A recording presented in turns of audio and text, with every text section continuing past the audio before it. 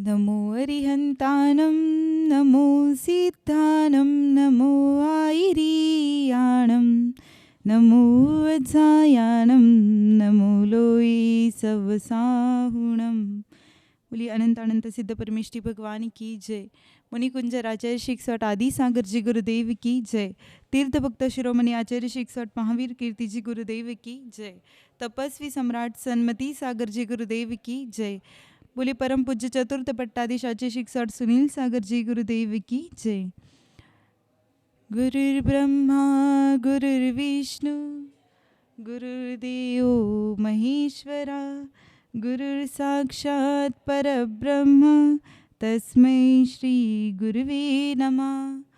परम पूज्य आचार्य श्री सुनील सागर जी गुरुवर अपनी परंपरा में चले आ रहे सभी गुरुओं की तरह जंगल और पहाड़ों पर साधना करने वाले एक निस्पृही साधक है। आचार्य गुरुदेव गांव और शहर से भी ज़्यादा जंगल और पहाड़ियों पर साधना करने में उनका ज़्यादा मन लगता है। उन्हें एकांत में रहकर साधना करना, तपस्या करना अच्छा लगता है। परम पूज्य आचार्य गुरुदेव के ऐसे बहुत से प्रसंग हैं जिन्होंने अपने जीवन में केवल तीर्थ क्षेत्र और पहाड़ों पर साधना करना पसंद किया है। परम पूज्य आचार्य गुरुदेव द्वारा अनेक तीर्थों का उद्धार हुआ है। अनेक तीर्थ क्षेत्र पर उन्होंने वंदना कर, तपस्या कर साधना की है। मांगी तुंगी जैसे पहाड़ पर जब वह वंदना करने जाते थे, वहाँ अनेक बंदर उनके आसपास मंडराते रहते थे।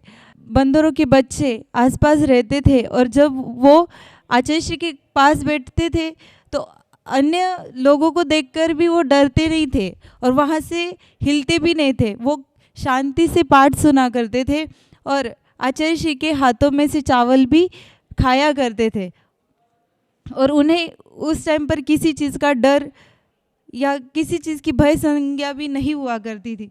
तब वह बंदर पावागढ़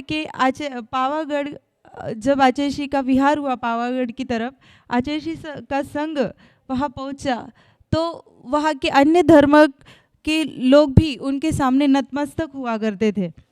इसी श्रृंखला में जब आचार्य श्री अकेले ही घने जंगलों में साधना करते थे, अपनी सामायिक करते थे और उनके आसपास कोई भी प्राणी भी आते थे। जैसे एक बार वो सामायिक में लीन थे और उनके पास में चीता भी आया और चीता नतमस्तक होकर उनकी शांत मुद्रा देखकर उनके दर्शन करके वहाँ से निकल गया।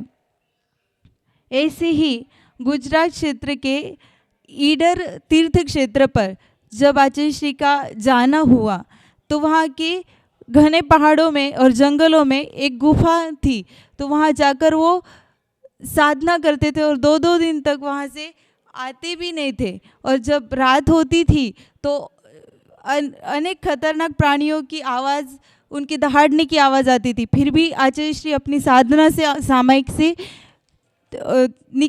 निकलते नहीं थे। ऐसे ही विहार करते हुए आचार्य श्री का संग तारंगा जी पहुँचा। वहाँ आचार्य श्री द्वारा एक नया इतिहास रचा गया। सालों से जो प्रतिमा हिल नहीं रही थी, आचार्य श्री के हाथ लगाते ही वह मूर्ति हिल गई और पहाड़ पर विराजमान हो गई। अनेक तीर्थों पर आचार्य श्री के द्वारा एक नया इतिहास रचा गया। आचार्य श्री का अपना कोई तीर्थ क्षेत्र नहीं है और ना ही उन्हें इन सब चीज़ों में कोई इंटरेस्ट भी है।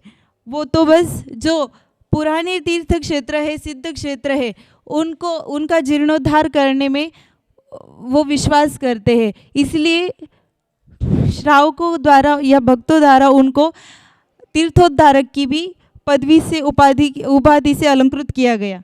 आचार्य श्री ऐसे निस्पृही साधक है जो केवल अपनी साधना और तपस्या में ही विश्वास करते हैं। ऐसे परम पूज्य आचार्य गुरुदेव के चरणों में मेरा बारंबार नमस्कार है। नमोस्तु गुरुदेव, नमोस्तु गुरुदेव, नमोस्तु गुरुदेव।